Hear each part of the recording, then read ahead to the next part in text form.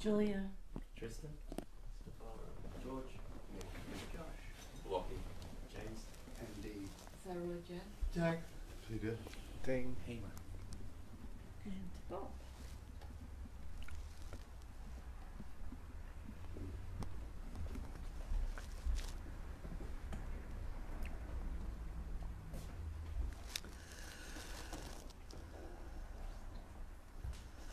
Well, good morning, everyone. Morning.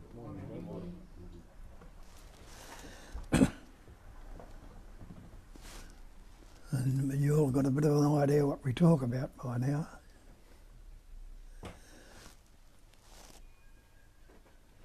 The same old thing, single and very simple. And that's the problem. We make it complex by the erroneous beliefs we've taken on board and never questioned. The belief we are this separate entity, this individual, this person.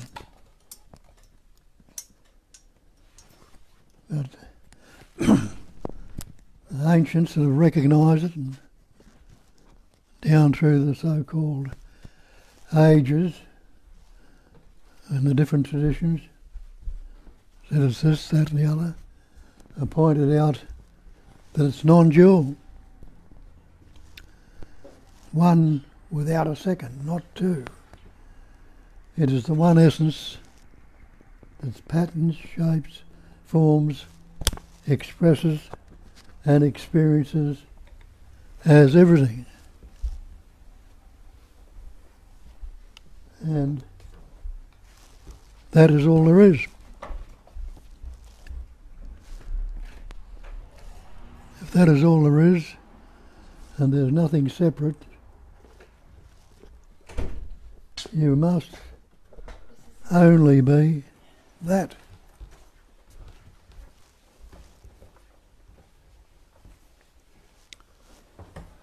And isn't that the great mantra? I am that. I tell you to look at. And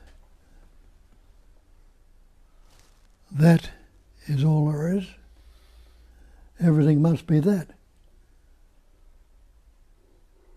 And if you haven't got the label on it, can it be separated? So it's the word that separates, seemingly separates everything. And every one of us has words. But how many words were you born with? And you realise you weren't born with any words because you cannot say, I was born.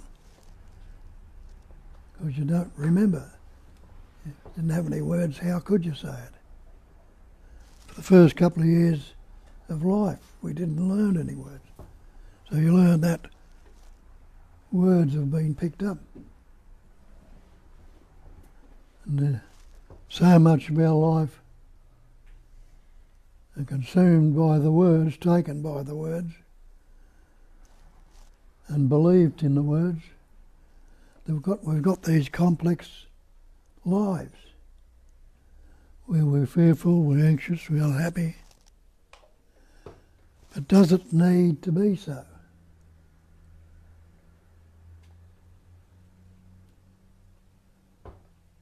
What would happen if you understood and recognised that there was no separation, no division, that everything was like they said? It's all that already. Wouldn't life be much simpler? Wouldn't there be less traumas, dramas, and fears and fights in it? If there wasn't this sense of separation, or I'm an individual, I'm a person, and this one's against me, or I don't like that, and all the concepts that come up with that sense of separation. I'm not likable, or I'm unhappy. If the recognition or understanding or knowing that was the one essence appearing, patterning, shaping, forming as everything, how could it be divided?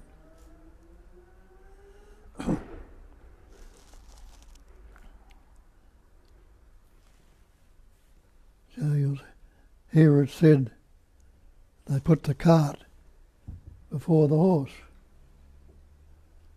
Well, you can load the cart down, put all sorts of things in the cart, but can it go anywhere without the horse? And the horse needs guidance. The horse can pull the cart, but it can't be guided where it's going. So we are like the guide of the horse which pulls the cart. So the same thing's happening in life.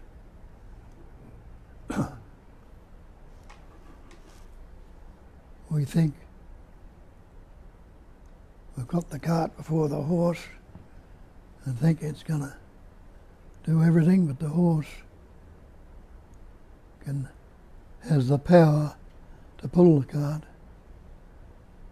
and we have the power to guide the whole lot. That pure intelligence energy. But it's not a personal doership, because the person couldn't guide the horse and the horse couldn't pull the cart if they were all individual and separate on their own. So you see here, it's the one life and the one essence that's doing everything. And isn't that what you are? You've got all sorts of concepts that you are this human pattern, shape and form. But what is it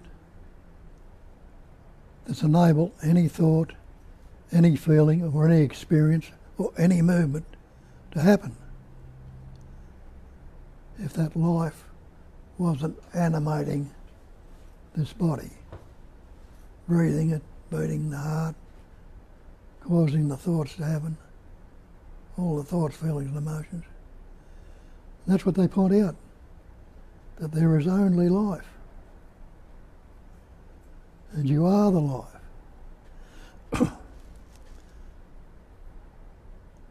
And Nisargadatta points it out when he says there's nobody who lives the life. Nobody, not your body or your mind, that lives the life. The life, that's like the cart. The life itself is that animating and moving the body, and it's enabling to do so. So you are that life, not the person. Absolute, total. Recognise that and take your stand there and see what happens then. See the changes that will come about from that point of view. But you know what happens from this point of view of a sense of a person. There's fear, there's anxiety, there's stress, there's guilt, shame, remorse, jealousy, envy, unhappiness. All these things are occurring because of a belief in a separation. When you learnt words and your parents told you, you were born. And you take that on, I was born. And that's what was born. That sense of presence, the knowing that you are, that translates into that thought,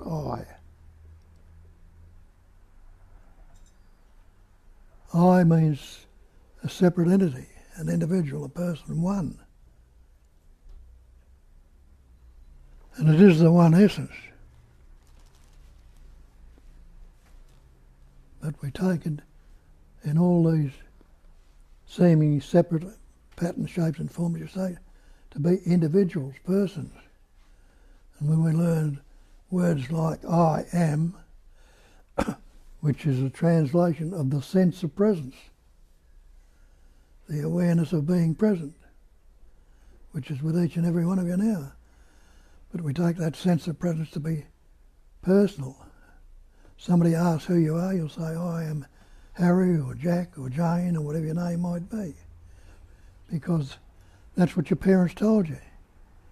They put that name or label on you, the person.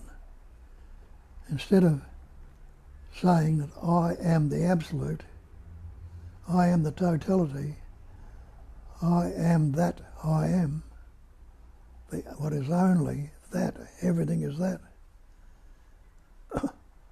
Somebody asks you who you are, you say, I am Harry or Bill or Jane. You put that label on. And we've taken that conceptual image to be what we are and function from that point. Not realising, because we never pointed out that we never understood it, and our parents never understood it, or they would point it out, that you are the absolute, the totality. You can't add anything to the absolute. You can't take anything away from it. And if you understood that it's all absolute, then who could be superior to you? Could there be anybody or anything superior? It'd have to be absolute, not separate from the absolute, or it wouldn't be absolute.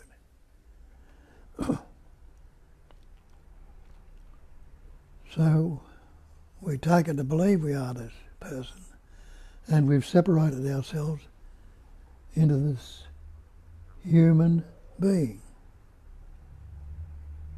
We call ourselves a human being. They're words we've picked up along the way. And then we can see that there's something far greater than what this pattern, shape and form is, that's functioning, this manifestation, in all its shapes and forms and patterns. And we take it to be a higher power, or a God, something superior.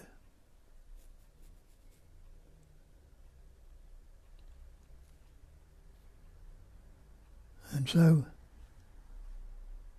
when we got that idea, we got the concept there's something other than what I am, that's when the sense of separation comes about. And with that sense of separation comes insecurity and vulnerability. The capacity of reasoning develops. And we look out there and say, well, that doesn't fit I, that's not I, or that's not me. So it's something other. And then we've got to have another look and try and work out what it is. And so we separated ourselves. And we see it that it's, well, I can handle that bit, so I'm superior to that. Well, that one I'm not sure of, I can't, and I'm inferior to that. So then I've taken a stance somewhere away from the totality. And fear, anxiety, stress, guilt, jealousy, envy, all these things can come up. And we're constantly reinforcing that sense of separation, that individuality, and realising it's only me that can be unhappy. It's only this me. We don't realise that for a long time. We think that's a natural function to be unhappy, fearful, anxious, or depressed. And as they say, nothing either good or bad, but thinking makes it so. People have pointed it out and say it's the thinking is the cause of all these concepts. What happens, and have a look at that and investigate it. What happens if you ask yourself, what's wrong with right now if I don't think about it? To do that, I'd have to stop a thought for a while, wouldn't I? Pause the thought, or go without the thought, or leave the thought as it is, step over it, step around it. And you realise it's true. It's the thinking, the putting the labels on it that makes it good, better or worse, happy or unhappy. Nisargadatta tells you nothing can trouble you except your own imagination. What's that word, imagination? Break it down to imagine, and realise, what am I doing? Well, I'm creating conceptual images about everything. As soon as you walk in the room, I've got an image about you. What's done in the past? Or you're somebody new, or a bit curious. Somebody's been in before, I've got the story about you that's there. An image. And about everything else formed a conceptual image. And that image, taking it in and believing it, imagining the thing is seemingly real. And this one, if I like it, it's good, I want more of it. If I don't like it, I'm fearful it's causing unhappiness or fear or sadness or whatever, grief or whatever. It's good. The image is about it. But it's not recognised that it's only a conceptual or mental image. A thought, a story, made up of words, concepts. What's a word? What's a concept? A thought, a word. What's a word? A sound. What's a sound? A vibration. Just a movement of energy, a vibration of energy, forming words. The words stick around for a little while and brings up a sensation, a feeling in the body.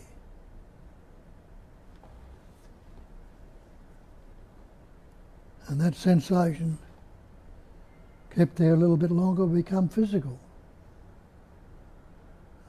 And it upsets the body functioning, causes the blood pressure to rise, or the fear, the anger and the depression, the guilt to come in. Thought, feeling, emotion. Just three aspects of the one thing. All believed from the belief in the thought. So me is the cause of all these psychological problems that go on in this body. It's only me that can be unhappy. It's only me that can be fearful, relating it to this mental image, a concept. Only me that can be guilty, jealous, envious. Me is the cause.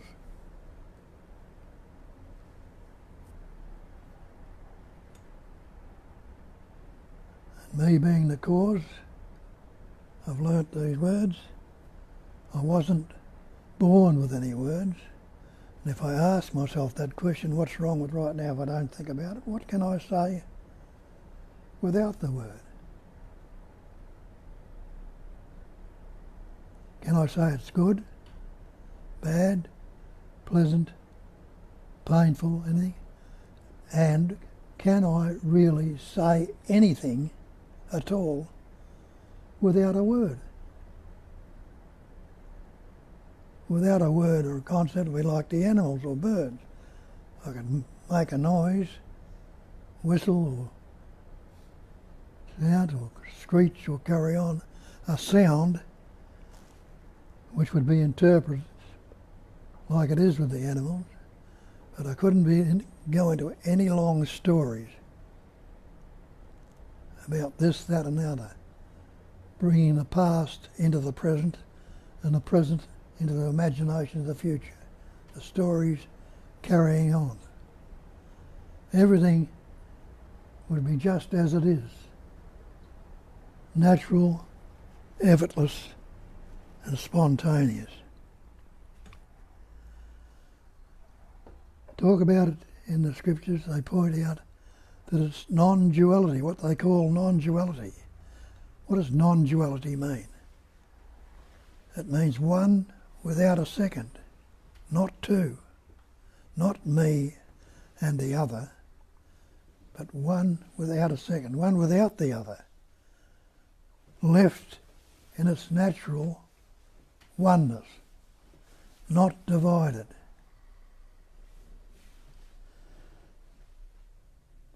And that's what happens when we learn words. It's constantly dividing things. Because as Shakespeare told you 400 years ago, and he said that nothing either good or bad, but thinking makes it so. How does thinking function? Have a look. And you realise when you're thinking you're either in the past or present, or past or future, and it's either good or bad, pleasant or painful, happy, sad, high, low, near and far, loving, hating. You'll see it's all dividing. The word is constantly dividing the pairs of opposites. And so we get caught in it. And the thought comes up, this I, this sense of presence, which translates to the thought I, and we believe the thought I is the person, the reality. And Nisargadatta will tell you that the person is not reality, just a conceptual image, but we've taken it to be the reality. So this person takes on all these patterns and shuffles accordingly. It's only me that can be fearful, only me that can be anxious, me that can be angry or jealous or envious. Me is the cause of all this psychological suffering. Now, the anger, the fear, the jealousy, and envy, they're the effects of the cause. Because when those effects are there, it's upsetting. It's causing all the unhappiness.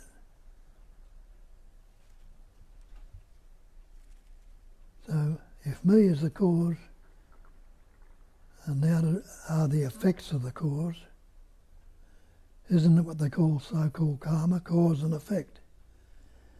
But have a look, and if I see that the me, the conditioned belief that there is a me, a separate entity, is a fiction, doesn't really exist, what can I relate to? Without a me, can there be any effect if it's not related to the cause, me? So if it's not related to the cause, the effects must drop away. And this manifestation is transient. It's constantly changing, but we're constantly relating. What happens if we stop relating? And you see that change going on without relating, because that word relating, what's it mean? Relative to. What's relative to something? It means something against the other, doesn't it? Relationship. When there's nothing relative at all in any of it.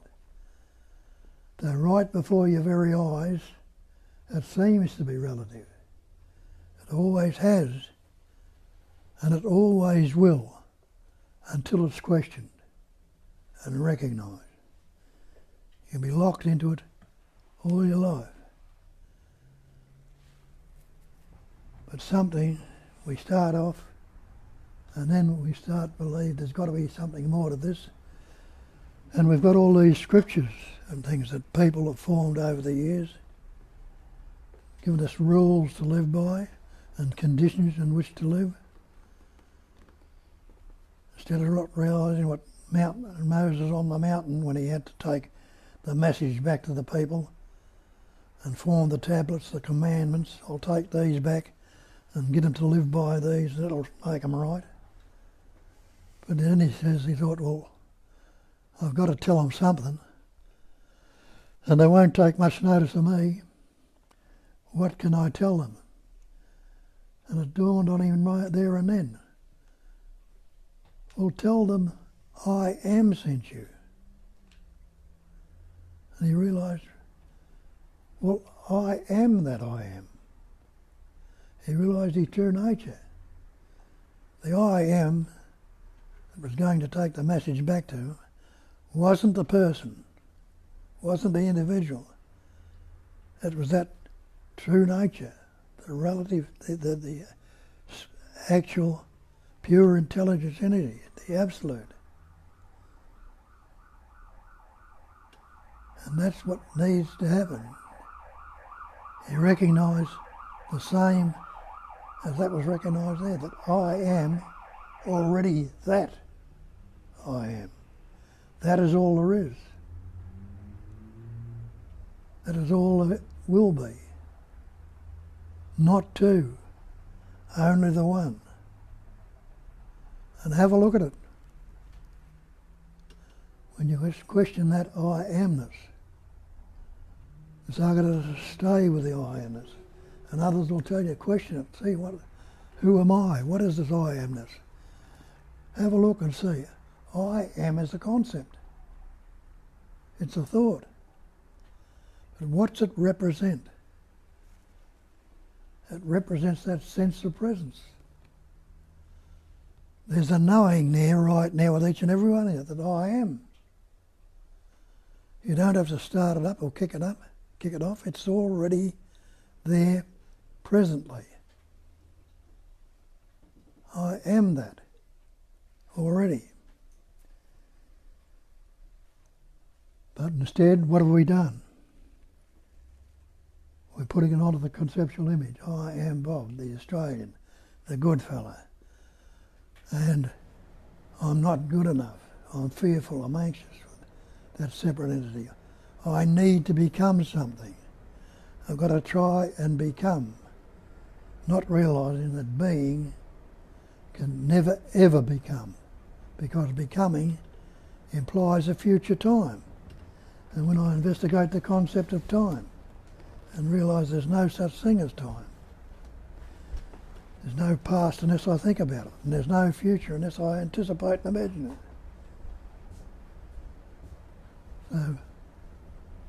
So I can't become anything, but can I negate the beingness?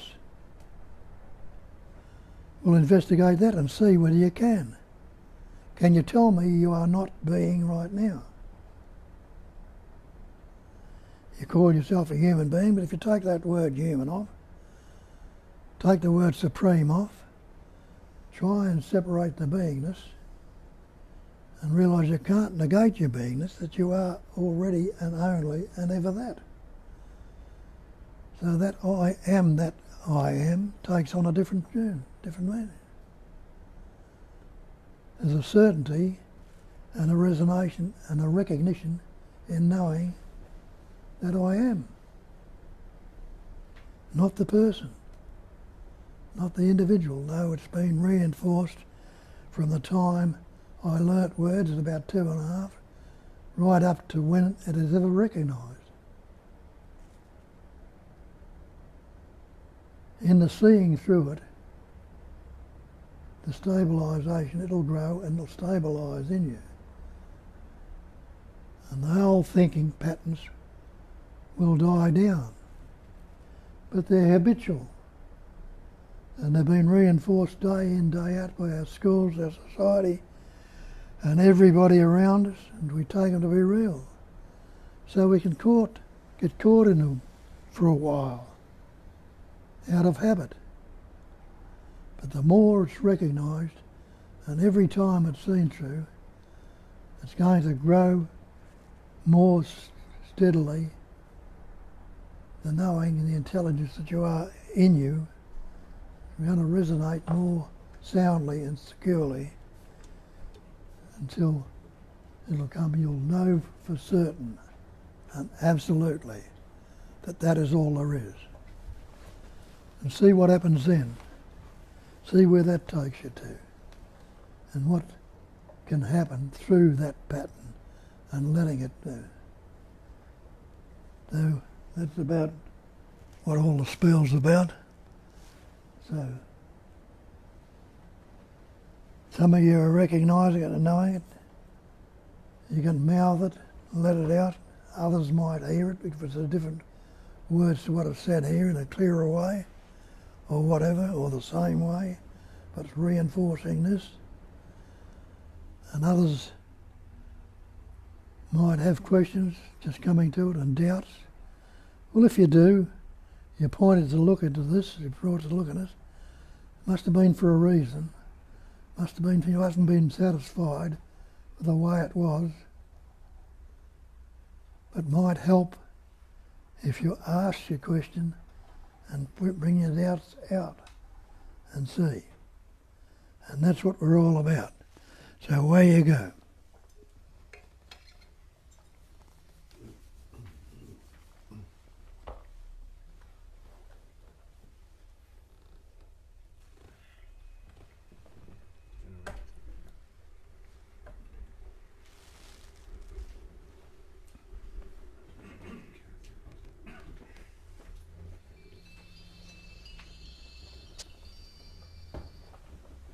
I think Bob wanted other people to speak. Did you want others to speak before I read the online comments? No? No? Okay. I'm putting them in here so I can hear. Okay, so I'll read the comments then. There's a few of good morning messages, and then welcome everyone and everyone who is online with us. And we have a question from Tanya. Could it be that focusing on one particular habit pattern of thoughts keeps it there? How do we separate the fact, reality, from the fiction? How do you see what is really here? How do you recognize non-duality? Lots of questions today. I notice thought is always narrating what is happening, but what has no narration. Could the truth be just what is without the words? Yes, it's attaching to thoughts that perpetuate the story. Keep the story long. What's wrong with right now if you don't think about it? You can't say anything is right or wrong, but you haven't stopped breathing, your heart hasn't stopped breathing, and without a thought, can you say it's fearful or anxious or depressed at all? You can't. So without the word, you're prior to the word then. Get the taste of that and see what happens. And when the word does come up, realise it's not separate. It's the word both either good or bad, pleasant or painful, whichever way it functions. It's still the one essence, the one expression.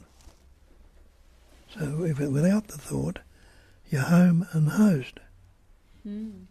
Recognise that. And we have a couple of people answering that. Martin says, like Bob has said before, it's the mind that seemingly separates the self. And he also says the minds or sounds appearing seemingly make it appear to be dual. And Tanya says, thank you, Martin. Need to pay less attention to the thought mind as they aren't truthful or a reliable source of information, it seems. And the truth probably has to be defined a little bit better, because for the sake of non-duality, we're talking about ultimate truth. We're not talking about the, relative truth. Like we can say, okay, it's Sunday today. That's relatively true for the people here. But there are people in America who are watching it. That's not Sunday, it's Saturday, isn't it? So that's not the ultimate truth. Ultimate truth is that which applies always and ever, through time, timelessly, really. So that can't be a thought which carries that timeless truth. So the ultimate truth is non-conceptual, has to be. There's no thought that never changes. Thought even starts and ends, seemingly. So information you can get from thought, by all means. But that will be information about whatever, nutrition, belief, geography, whatever. But the ultimate truth does not contain information per se. Like information is a bits or bytes of some energy which is almost, you could say, material. It's almost have the physical material quality. So again, it is also accumulative. It's not ultimate, it's not timeless. I'm sure you know it. I'm just clarifying for the unification of the vocabulary. And Jay says, Tat Thamasi, thou art that. That was when you were talking about I am that I am. The thou art that, of course, when I'm speaking about my direct experience, I can't say you because there's no you. You are a reflection of that I am. But when I'm pointing it out to you, there is no I, there is only you. So that's thou art that, you are that. And Martin, commenting to Tanya's thank you message, Tanya, just notice how they appear to make the one seemingly appear as two. Tanya and Marty. Nice one. Good point, Martin, says Tanya, and she says thank you both. When you said information before, have a look at that word. Informing. Forming inside. Yeah, inform. Something that formulates, something that's not formless anymore. Yes, so we are on with the online comments. Please participate now. Just let us know who's going to speak. Dean will have a mic and we'll get into it. Oh, James. What just kept coming up for me was there's nothing wrong with thoughts. It's the fixation on the thoughts that is the problem. Thoughts are going to come and go like clouds in the sky, but it's the fixation on them that creates the dis-ease or conflict. So, yeah, that's just what kept coming up for me. Great point. Thank you for highlighting it.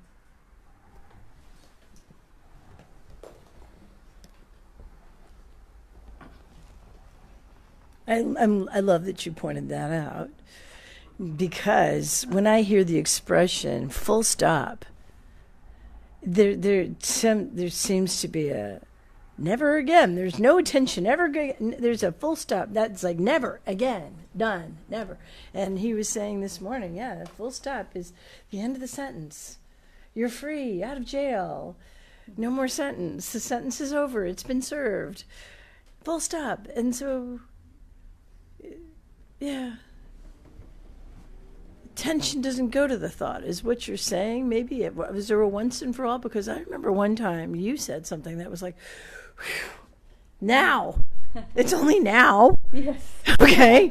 It doesn't have to where the ever again is in thought. Yeah. Okay. That doesn't exist. No. It's only this. Yes.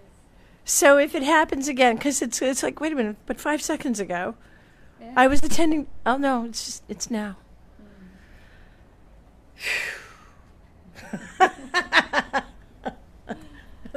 I don't know what else to say. Yeah, that's beautiful. That's brilliant. Yeah, thank you. Anyone like to comment or add something, Peter? No? Dean? No? I will ask. Oh, Sarojini.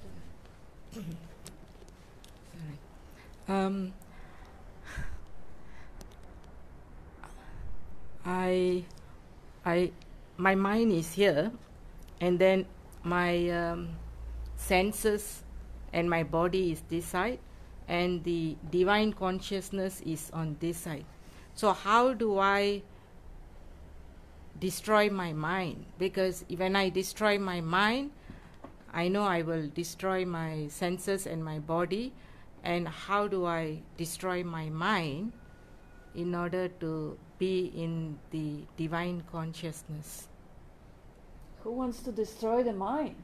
Because the mind is pulling me to the senses and my body. So my mind is like my enemy. So I can't see the mind, but I want to bring my mind to the divine consciousness. But merge in the divine consciousness, so that my senses are destroyed, my body is destroyed, and I'm with the consciousness. So But who is the one who asked the question? Isn't that the mind? the mind Yes. is there. So the mind wants to destroy the mind, right? How can mind destroy the mind? How can thought destroy the thought? because the mind is there and I want to bring it to the divine consciousness, merge in there, so that I don't focus on my senses and my body. But when you say I want to bring mind, who wants to bring who? Is there two of you? One is the mind and one is you. Who is the you and who is the mind? See if they are really two things. If the desire to change the mind or to get rid of the mind isn't just another thought formation. You know, like you desire, some people desire to be wealthy or famous or young and smart, and some people desire to have quiet mind or to be enlightened. See how the desire, whether it is a noble desire to be free and happy, or whether it is materialistic desire, I want to have big mansion and $1 million, they are still the same thought formation. So there is a consciousness, open field of awareness, and the desire for mind to be quiet, or for $1 million, or for boyfriend. Anything there is just a movement of the mind. The desire to quieten the mind is also the mind. So when you see them both, it's a noble desire, and have to acknowledge that. This is the calling of your heart. You want that destroyer, that enemy, that destruction, that dark clouds to just not be there because you love the self. Out of that love for the self, you don't want that shiny, radiant, sun-like self to be obscured by the clouds. That's beautiful. That the longing for the truth, longing for the love of being is beautiful. But that longing itself is a problem because you are that self. You only think you are not. You but I don't think recognize it. I still haven't recognized it. Bob, what does Bob want to say? Are you unaware right now? I am aware. You're aware? I am aware. That is the divinity of it. That is the light. Everything appears on that. And you can't destroy that. But recognize that that is there. And what appears on it comes and goes. And what comes and goes cannot be you. So instead of fixating on it and keeping it there, relax and let it be there. Let it go. What's that divinity doing right now? It's breathing you. You're not concerned with your breath. It's beating your heart, growing your hair and your fingernails, causing the thoughts to rise, and thoughts to appear. So why is the need to destroy them? Recognize them for what they are. But I can't recognize it. Like I am having, like I want to recognize, but I'm not recognizing it. I'm trying to let it go, but Are you unaware? I'm aware. So that's the cognizing emptiness. I am Cognizing aware. emptiness. How could you say, nothing's going on if that awareness wasn't there? It's that simple that we miss it. You're not unaware, so you must be aware. And if that awareness wasn't there, you couldn't have a single thought. You couldn't take a breath. You couldn't do anything. So we're trying to destroy something that's a fiction anyway. Stay with the sense of presence, the I amness, the awareness of presence. Leave it as it is, unaltered, unmodified, uncorrected, and it'll change. What's your next thought going to be? You don't know. Thoughts come up, thinking happens, breathing happens, heart. It's all going on. But when we're taking delivery of it as separate, getting locked into it,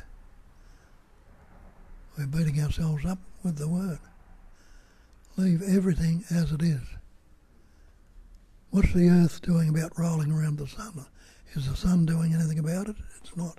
Is the earth going about the sun? I've got to roll? It doesn't. It's bringing the floods to some places, fire somewhere else, seasons coming and going. Doing it all naturally, effortlessly. And it's the same with you. But we ignore it. We ignore that divinity that you're talking about. But you are, that's there first. And that, recognise that, let it be heartfelt. Sense the warmth and joy that's there within you if you're not obscuring it by concepts. Just open up to what you already are. And also, when you are relaxed, can you see the difference? You know, when the mind, as you say, it is an enemy, it is obscuring, it is bringing up senses and making all the obstruction for that awareness of presence. When you resent that mind, when you hate that mind, when you want it to just go, is that awareness of presence more shining then, or is it less? Comparing to the state when you just like basking in the sun, resting, you just see the moments when the mind is most relaxed is the moment when you, the body, the environment, everything is relaxed and open. So the way to that more kind of clarity of being is through relaxation, not through the distraction. Destroying the mind as much as you have really beautiful, loving cause for that resentment, because you suffer and you want to be free. You're sick of that obstructions, and that's I totally relate to it because I've been there for many, many years. And thank you for bringing it up, because a lot of people is in there in many, many years. And as much as it may feel counterintuitive, Luya, you master all of your strength. You want it to be done with that nonsense once and for good. You want to do anything it takes. Unfortunately, you are not the doer. So the only way out of that contraction is relaxation. And like Bob says, find the warmth, find the openness. You can't really do the warmth or openness. You can find them already here, because always, no matter how rough is the storm on the surface, there is always also that stillness present. So it is really relaxing into that stillness, finding it already being present. You can't manufacture it. You can only relax into it and find that it is already so. Space is already present. No matter how much we will fill the room with objects, or mind space is also already present empty, we can fill it with thoughts, but space is always also there. And it's really about relaxing out of the focusing on objects and resonating with that space-like quality, which is who we are. Can I just say something?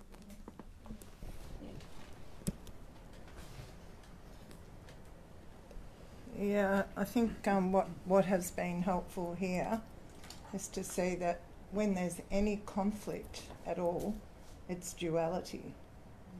Because all conflict arises when the mind, or the me rather, thinks it's separate, and then there's another person, place or thing that can be, a conflict with a person. A thing could be, another thought. That's when the conflict arises. So what is that appearing upon? That's appearing on that presence that you are.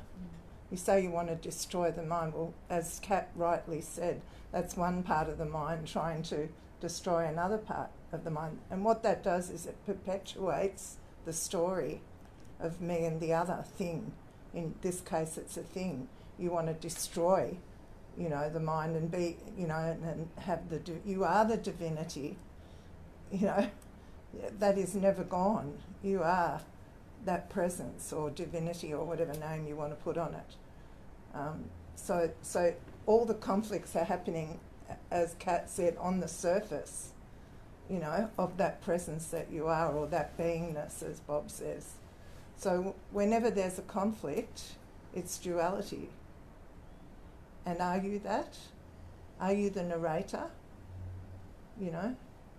The mind is always going to narrate. As I said, it's the fixation on the me wanting to do something, and the me's only a memory. It's not who you really are. You know, the memory of yourself can only live in the past or the future. And the narrator can only work, or the narration rather, can only work in the past and the future. You know, it's duality, pleasure, pain, happy, sad, desire, fear, as Bob said, you know. So that's just what the mind does. It's always going to do that. It's the fixation on it that's the problem. Yeah. Hope that helps. Bob? Just a matter of detaching from it. See, we attach to all these things. The more you let go of, the lighter it becomes. Detach. And as Kat's saying, relax into it. Well, if you attach to all this rubbish, you're not relaxing into it at all. Like you're walking along in the mud, you'll collect mud on the shoes. You could have it pretty heavy with a lot of mud on them. Let the mud, wipe the mud off and you're a lot lighter, a lot more clarity.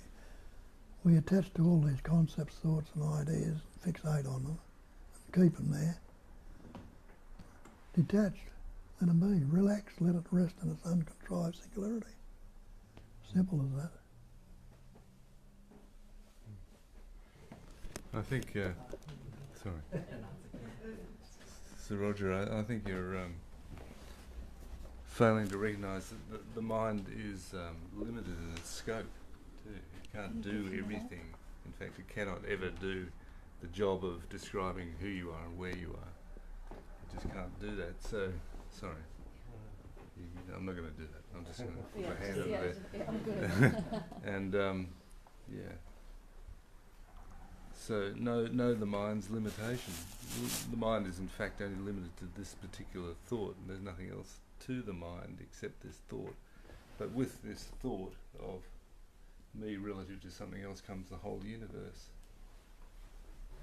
But that's a useful tool to have, just to locate yourself, to be able to locate yourself in time. But supposedly in time, so you won't get eaten by a tiger or something. But you know, but in order to describe who you are, it doesn't work, does it? So you have to bring the search for the solution has to come in from a place which is true.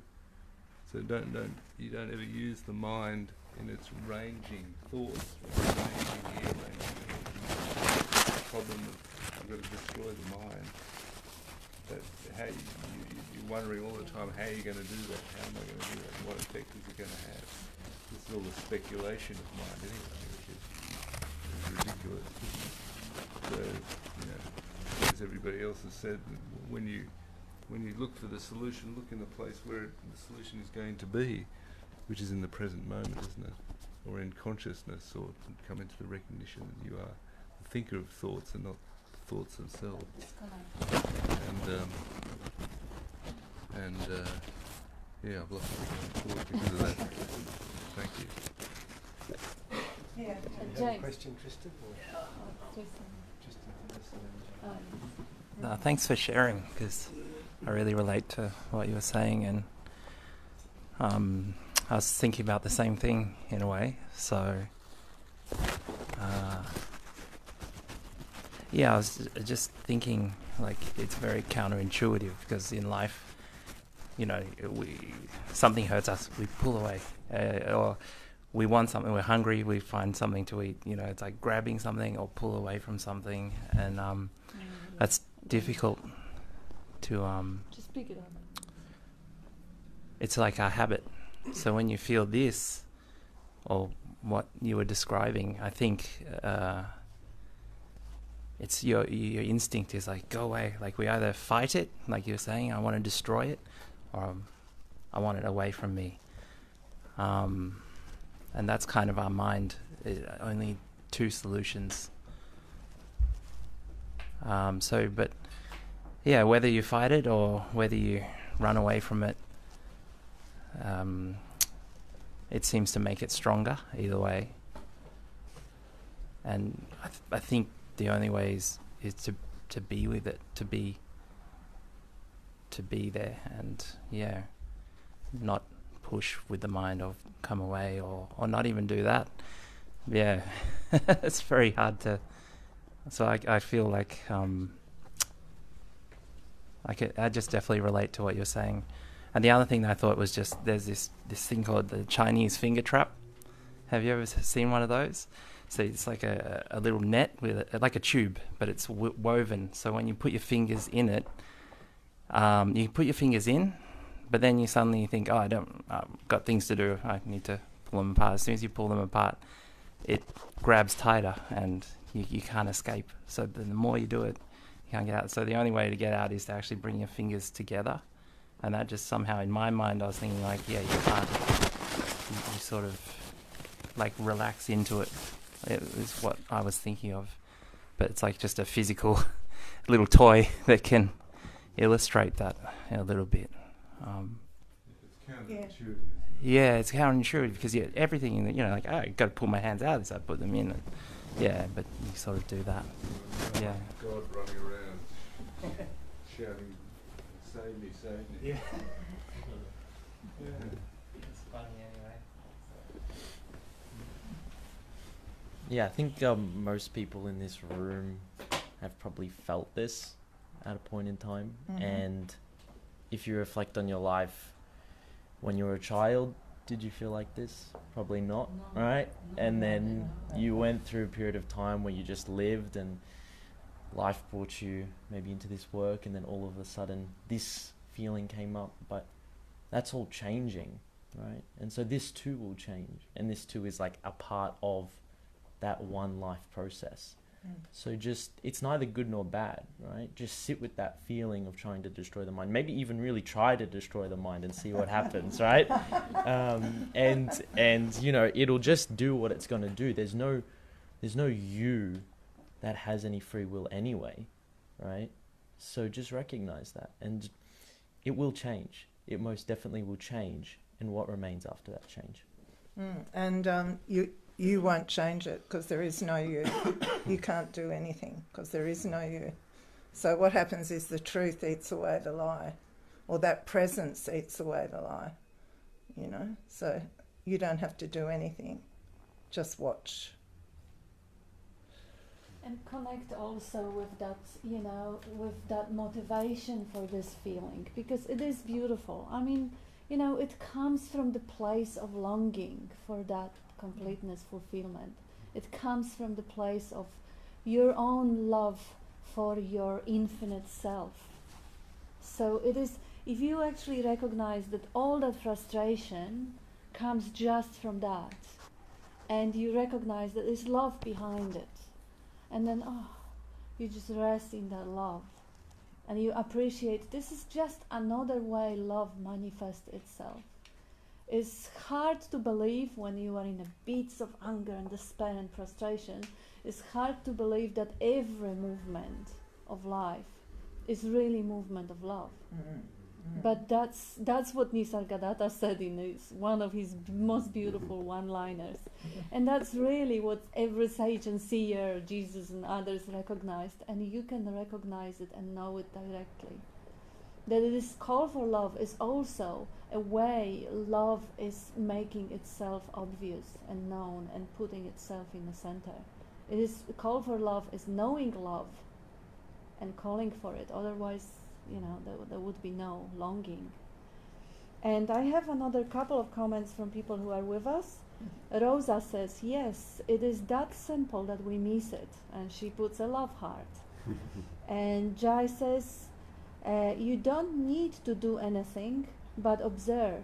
You cannot destroy the sky, but you can observe the clouds come and go. Yeah. This is beautifully said. Yeah, you cannot beautiful. destroy the sky. I love it. Thank you. And Bill says, openness, full of light, one simple, changeless absolute. This is what we always are. Only one of us. Yeah. Down deep underneath that turmoil is that still open field, and that you are. It's just attention being trapped in the diversity of that expressions, And yes, leaving it as this and letting it be, because see, Bob is his mind functions just as everybody's mind. I mean, the thoughts are coming up, memories are coming up, all of it is functioning. Sometimes I see he's gazing somewhere in afar and I say, where have you been? And he says, oh, there was a childhood memory of my sister. Oh, how sweet. You know, it just comes up. Nobody needs to destroy it. It doesn't have to go away. When it is, it's just like it's a beauty, it's a kiss. It comes and goes, but because the mind doesn't fixate on it, it just floats through like a sky, like a cloud on the sky, and it moves on. Because he doesn't have any opinion, oh, it should be there, or it shouldn't be there, I want it there, I don't want it there, because there's no I. So in that sky, that open field, things may come up and go away, and this is the freedom. When you are that space-like awareness, doesn't matter what shows up. There may be unpleasant sensation, there may be pain, may be dreadful memory, may be angry thought, but it doesn't matter, because they just move like through the sky. And Rosa says, let it be heartfelt, and another love heart. Beautiful. And good morning to all, says Vivek. And Rosa, the light of the self shines through the mind MD, because we are looking outwardly, we focus on the objects. And Martin, there is no one that can recognize the truth. There is simply recognizing happening. The thought I haven't recognized the truth yet, or I need to destroy my mind, is not you, because as the thought appears, it also leaves, but you remain. Brilliant. Beautifully said. See, yes, that's a great point. The longing for love, the I thought that I want to do anything, everything, I'll die for it, I'll do absolutely anything. That I, before that thought came up, the being is present. And when that thought is gone, being is present. So obviously that is just a visitor, passing visitor. The guest that you don't have to serve the cup of tea and entertain. It's just ignore them. Ignore the I thought.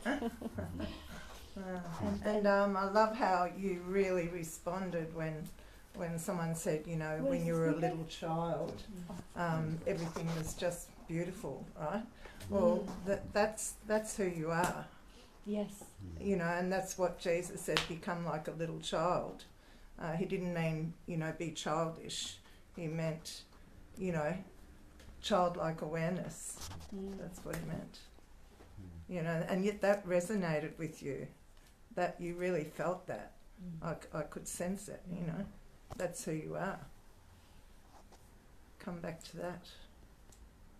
You gotta speak now, Andy. You have the Slowly, mic. slowly. Yes, the thing of love, you know, and acceptance is to not see anything as an enemy. You know, that you just allow whatever arises to arise and welcome it. You know, this is a thought coming through. Yeah, there's a beautiful poem by Rumi on that. You know, where Rumi talks about the unwelcome guest. You know, coming in, and if you rather view all thoughts coming through as they're just guests coming through into this, you know, infinite house, if you like, you know, life, then it's like that in itself is a healing, where love is permitted to just radiate everywhere, and everything is included. There's nothing that's shut out, nothing that's an enemy, nothing that's you're in an adversarial relationship with. It collapses in the non-duality of being. So welcome to everything. I love that Rumi poem. This being human is a guest house. Yes, yes. Every morning a new arrival. A dark thought and meanness. Greet them at the door. Welcome them in, even if they're here to clean your house of all of its furniture, you know, and destroy everything. Welcome it. It may be clearing you for some new delight. I don't know. I don't know if I remember it well, but it's like, for the most part, I love that. It's I think Ramana Maharishi said, "Let what comes come and let what goes go."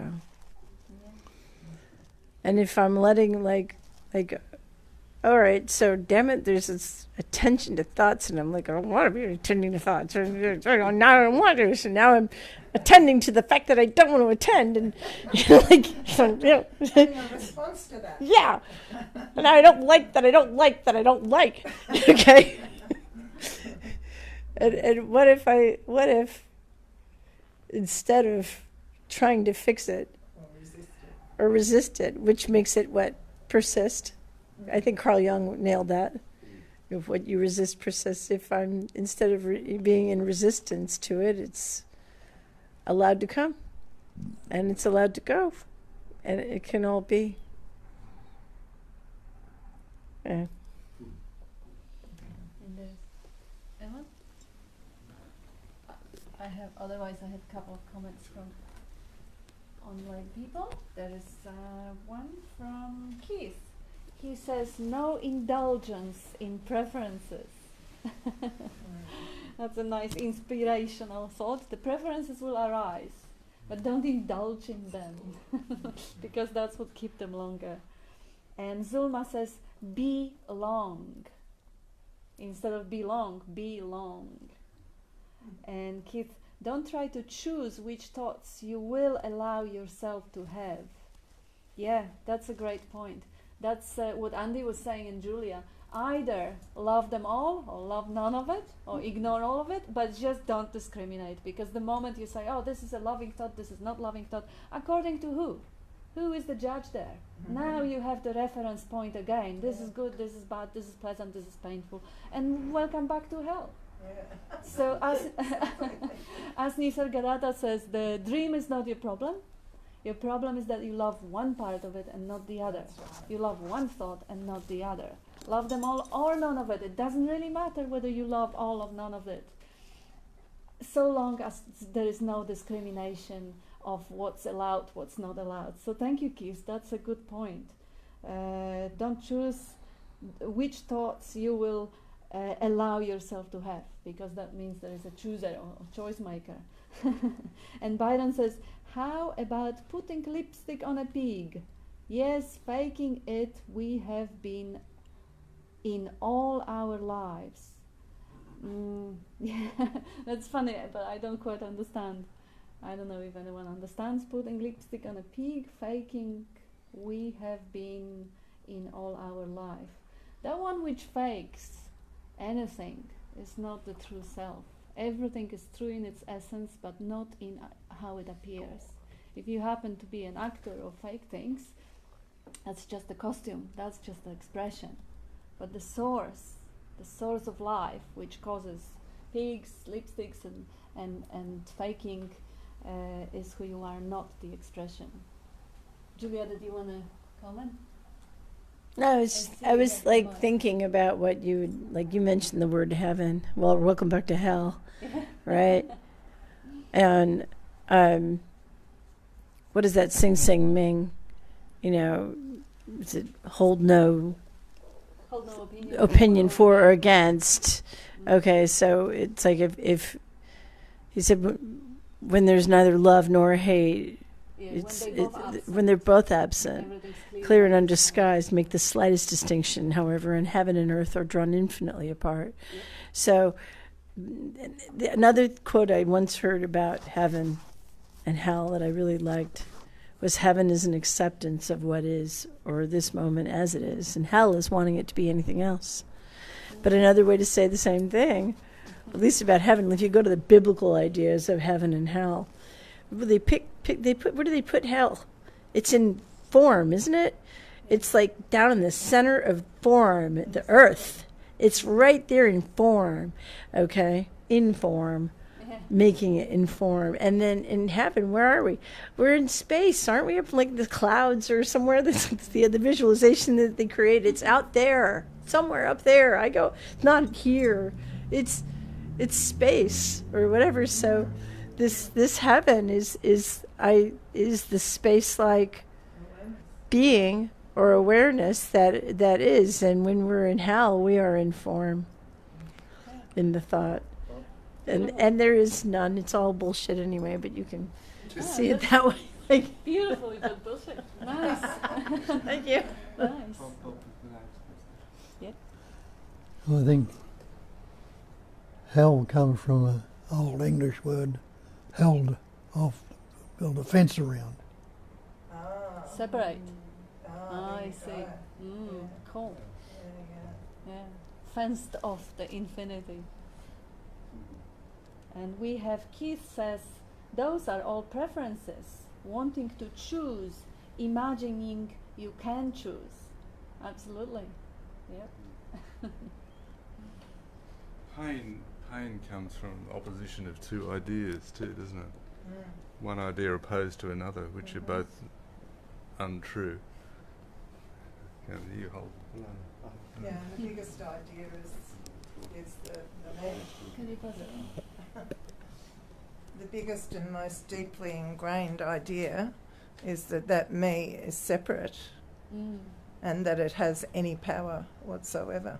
And that's hell. And that's hell when you're in that. Yeah. Because you're in form.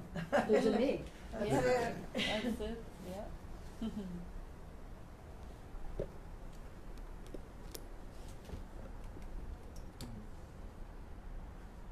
Come on. Yeah, come on, Dean, say something.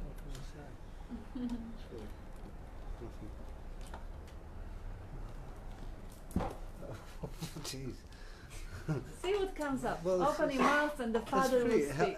It's like, in one sense, it's like very helpless and hopeless for this so-called me, because there's really nothing it can do in any way. Like, and the more it tries and thinks, or there's a little fragment of a belief that it's possible to merge or to transcend or to forget it.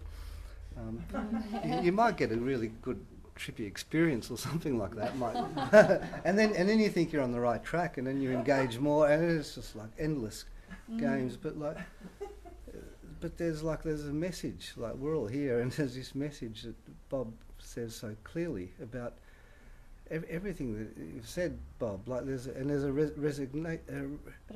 resonance. There's a vibrational frequency. There's this energy, and if you pay more attention, or it's not even about attention, it resonates or it doesn't. And often if you're caught in all the mind shit, you might miss it, but when it resonates, that's it. That's the end of the story.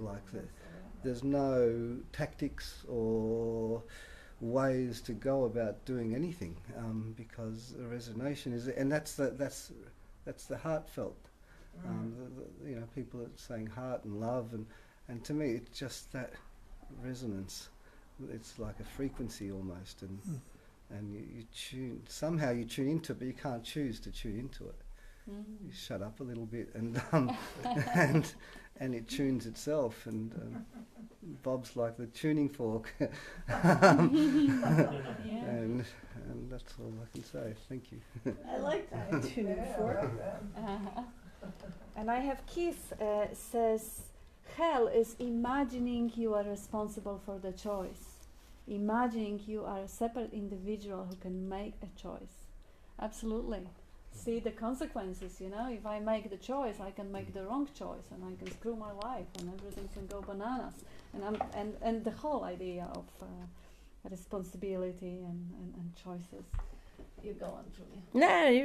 I like the topic of heaven and hell. Another thing Bob's pointed out in the past is just about Adam and Eve. They were in heaven. Yeah. They were in paradise until they started to. Well, I think that it's interesting. If you go back to the story, God knew that they had dined from the tree of knowing good and evil. Pairs of opposites. The pairs of opposites. When it was seen, they're suddenly covering up with fig leaves, as though the naked body is good or evil. I liked something I saw, though. This is irrelevant, kind of, but it's funny. Somebody had posted a meme on a Cosmic Joke Facebook group or whatever, where Adam is being the first attorney, and he says, well, in all fairness, how could I have known that it was evil to disobey God if I hadn't eaten from the tree of good and evil?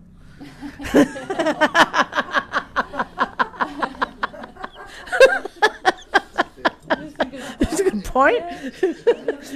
Fair enough. I don't know. Well, Neuman in its unicity can't know itself. That's why there's duality. So, Yeah. that's it. That's it. Okay, Keith also says now, there is only paradise until we imagined otherwise. Yeah. Yeah. George?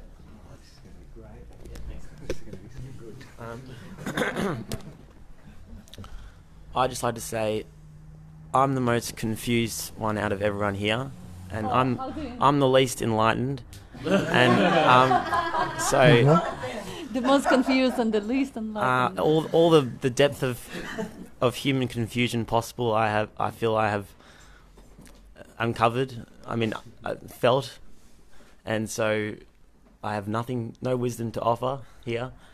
But I am deeply appreciative. There's a lot of faces here who I love dearly, and by extension, love everyone in this room, because it's just that. And yeah, so thank you. What, Beautiful. George, But want to say something. what can you say about any of that without the concept? Yeah. Without What can you say about any of that without a concept? Yeah. You're not confused without the concept. You're not unenlightened without the concepts. And we do dearly love you too. We do. And I love the humility in which you don't claim any of the wisdom. That's really, really nice, because really it is about unknowing. Bob and I, we don't know shit. We can watch the YouTube and get some information about one thing or the other. But that's not ultimate truth. Speak for yourself. We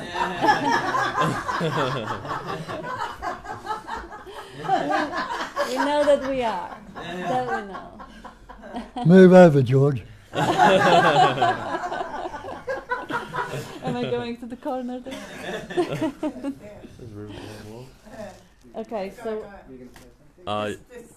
I was just gonna make or say my observation that I thought was interesting, how after Bob finished talking in the beginning, no one really had anything to say, and you offered to say something, and it sparked a chain of conversation. Like it's like everyone's had something to say now. I thought that was interesting, and I thought it was courageous of you to say that from your position, because maybe like some other people with maybe feeling the same way, but we didn't want to say it, or but to say the way that you were feeling, it just created all of this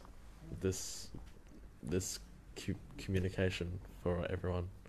And I also wanted to say I really liked what you said about the I lives in the memory.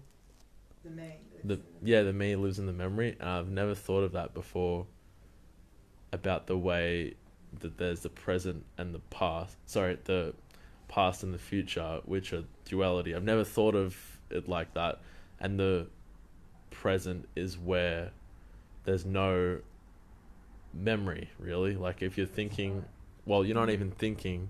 If you're just in the present moment, you're listening or you're doing whatever you're doing, you're not really thinking like, every time you think about like, are they judging me, or I have to do something properly, you're thinking about, I'm going to do it in the future, or I'm going to do it so I appreciate the past. Like either way, it's like time bound. Yeah. Thought that was interesting. Anyway, that's all. Beautiful. That's what's so precious about that community, that sometimes Bob wipes off everyone, and then suddenly we have a question coming up, and then everybody contributes. And Bob also often says that, that me is the past and me is the memory. But sometimes you need someone else to say it, who will be, let's say, kinesthetically saying it more than, and then it clicks, it resonates. This is the because we often had people coming to the groups who would only want to listen to Bob. Anyone else, they would just be, how dare they speak. Yeah. This is really about opening up and relaxing more and more till the point that everyone assists everyone, because there is only one really. There's only that one life speaking. Through you, through Jane, through Saroja, everyone is really just that dance of energy moving. And it is just so lovely, thank you for highlighting it, that you actually heard someone from the participants, not from Bob, because that's what he always, that's why the format of the meeting has been done this way, because it has proven in the past, and I had been in that position as well, where I could hear people who were, Jane has very long-standing clarity, but I could hear things from the newbie who had no idea, but just putting in a different word what he heard from Bob, and that clicked. There's nothing impossible for that one life. And what Bob always says is now you're speaking in one voice now, you know, so you're speaking from here, you know, and that's what I love. And what I love about this group more than anything else is that very fact that Bob welcomes us all to speak. And if you have any questions, if you have anything you want to share, you know, it's unique to this group. Very. Yeah, it's a very unique group. So thank you for sharing. And what's passed on gets passed through then. Yeah. And that's a beautiful feeling, isn't it? You feel it. It's not up here, it's here. Yeah, I love that. Thank you. I'm speaking from hell. It's up here, it's down there, it's in the middle, it's everywhere. It's here and now. The best suggestion is to leave things as they are. And my best recognition is I can't leave things as they are. I can't get into things. I can't do anything. I can't not do anything. And the current report of the situation is hell. It'll be. Jane said something. It'll be something else because it's constantly changing. It'll be changing. It is changing. It's not that it'll be changing. But since I started to speak, it's similar. It's still hell. I mean, the message that come from this community is necessary, but to so-called me is also urgent. So, and it's not urgent. I'm just speaking this way because I think I'm in the hell. Next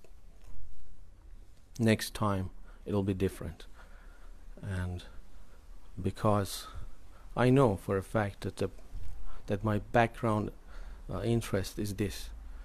I'm not saying community or non-duality. Is this being effortless, nothing, empty, full, nothing, everything.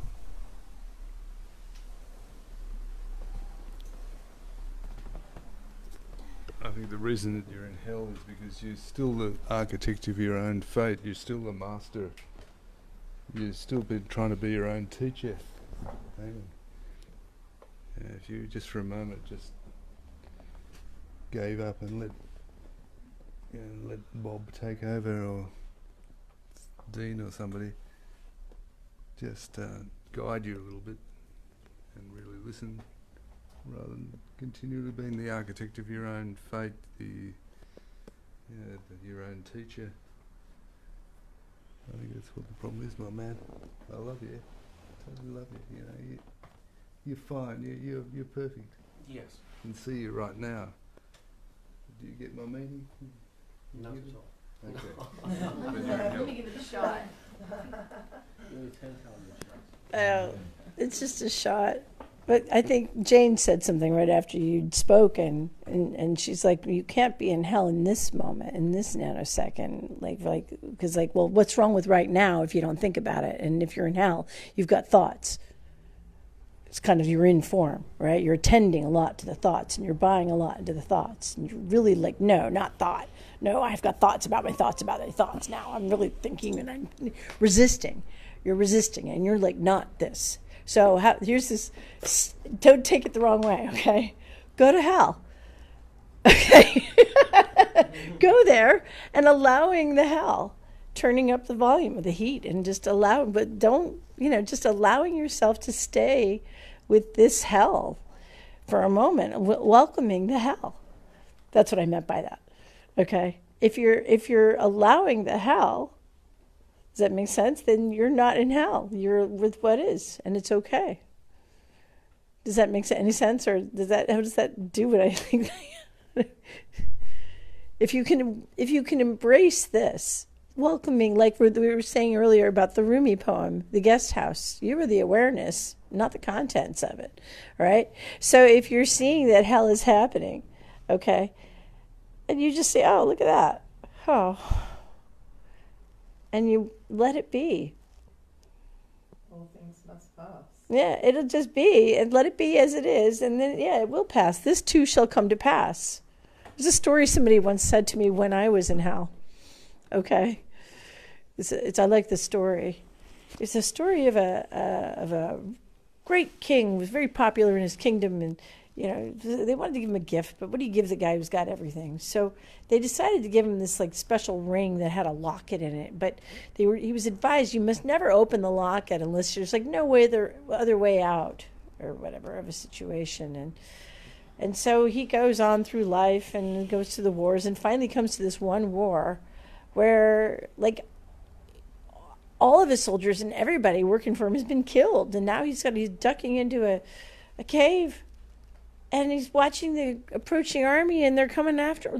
They're just coming by, and he figures this is the time, to open the locket. And it says, "And this too shall come to pass." I just like that story. This is, because this is just what's coming and going. Because you've had moments of heaven. You said that, right? And that's, I think, when we're in heaven, we're just. What is fine. Whatever's showing up is okay. We don't give a shit. Right? That's heaven. Being okay with what is. And so you're thinking that maybe by your resistance you're going to be able to shift it and change it. But if anything, it's gluey. Okay, I'm sorry, but that's what I think when I'm in hell and I'm in resistance. That's what I think. I apologize. But anyway, I don't know if that helped you at all. Yeah. I might just maybe stand so you can see me through here, maybe. So this discussion of heaven and hell is interesting. But so what if you're in heaven or hell? Right? Like, they're going to happen. Life is going to beat you down sometimes. Adversity is going to happen, right? So at times it'll be, I think hell is synonymous with pain, right? When someone says, I'm in hell, I'm experiencing a lot of pain. When I'm in heaven, I'm feeling good, And life will constantly oscillate between these two. That's right. Mm-hmm. So who is that happening to? What is that? Who is aware? By the way, I'm learning a lot from Exactly, right? Because that too is a part of the one, right? It's that natural, it's that proclivity. I don't want to be in hell, and that too is fine. And I want to be in heaven, and that too is fine. But if you can just get a little bit of space between the one that notices they're in hell or heaven, right? And the one that believes they're there, you can start to see that the believer is not you, right? So you'll start to see that life is an oscillation. And then all of a sudden, the oscillation becomes one, right? And that's the ecstatic part of life. It's not the pleasure and the pain. They will come. But the ecstatic element is realizing that they are playing on the screen of the oneness, of the one consciousness. And so right now, let the pain get you to that point. Sometimes it comes to the point where you feel like you're going to crack, right? And that's the point of a breakthrough right there. So the pain can open you up even more. And then you experience the pleasure. And then pain will come and allow it to open you more. It's a constant dynamic process. Right? Yes, go to hell. Right? And so just that little bit of space, just when you're watching it, go inward. Just get a little bit of space on it. Right? Spaciousness between the witness and the one experiencing. Just a little bit of spaciousness. And that will develop over time. Beautiful.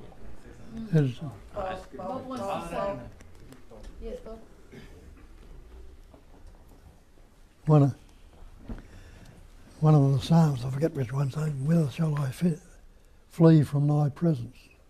If I take the wings of the morning and fly to the uttermost parts of the sea, thou art with me wherever I go." So it doesn't matter where you are, what you are. That life essence is still there. Can I say something? Is that what Bob said just triggered something for me? My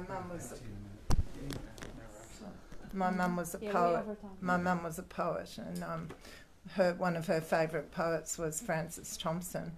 There's a part of a poem called "The Hound of Heaven." I fled him down the nights and down the days. I fled him down the arches of the years. I fled him down the labyrinthine ways of my own mind, and in the midst of tears I hid from him. Bob probably knows the rest. I've forgotten it. Yeah, we're finishing up. I have a couple of things to read also. Yeah, I just want to say thank you for sharing. To be very vulnerable, it's a gift. No matter how bad it looks. At that time you were sharing like your truth. At that time, not the truth, but it was very clear. So let's move on. Yeah, let's stop talking about it. Yeah, and I just wanted to be crystal clear that I hope the way I said that didn't come across wrong or whatever. Sounds like you're not happy with hell. If you want to move on.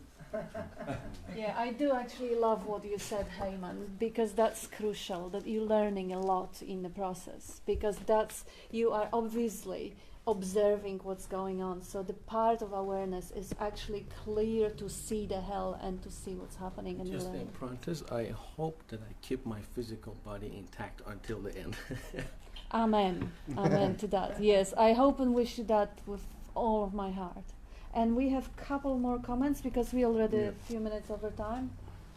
And Keith says, hell isn't bad since you are just imagining it. Jai says, if you are depressed, you live in the past. If you are anxious, you live in the future. If you are at peace, you are living in the present. Martin says, the thoughts are cyclical. They attempt to explain and point to the truth. Then the truth is without thoughts. And then thoughts appear again to point to the truth. What's funny is there is nothing to point to, and we have nothing to share with each other. Quote from Ramana Maharishi, silence is the highest teaching. Beautiful. And then at the same time, that silence sings, that silence expresses. And as we heard, we assisting each other lovingly here, there was a pointers to, as you said yourself, Heyman, leave it as it is. Great pointer. Somebody else highlighted relax. Somebody else said, James said, make a space around it. All those things life uses to facilitate the movement of energy, because none of us does anything whatsoever.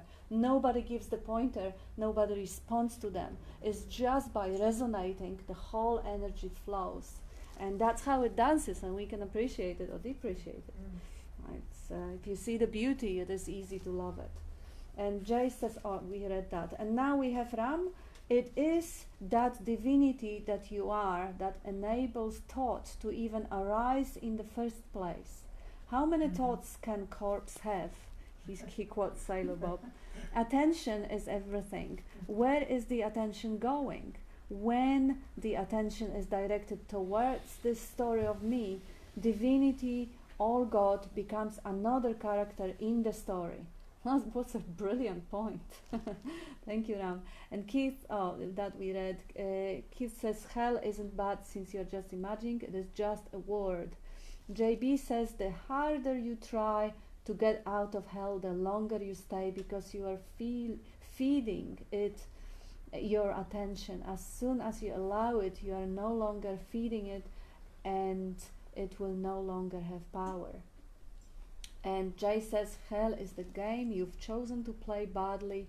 Just awaken to the contrast of heaven. And Keith, a word that expresses a preference. Rosa, the poem sentence that Bob shared about whether in hell or heaven that you are is a great, great pointer. Could you please share the author of poem, the name of poem? Darling, do you remember who? One of the Psalms in the Bible. One of the Psalms in the Bible. Yes, so if you can, Rosa, if you can just Google the Psalms, the few words that Google should be able to help. You don't remember which Psalm, no. Okay, and that's it for today, and thank you everybody for the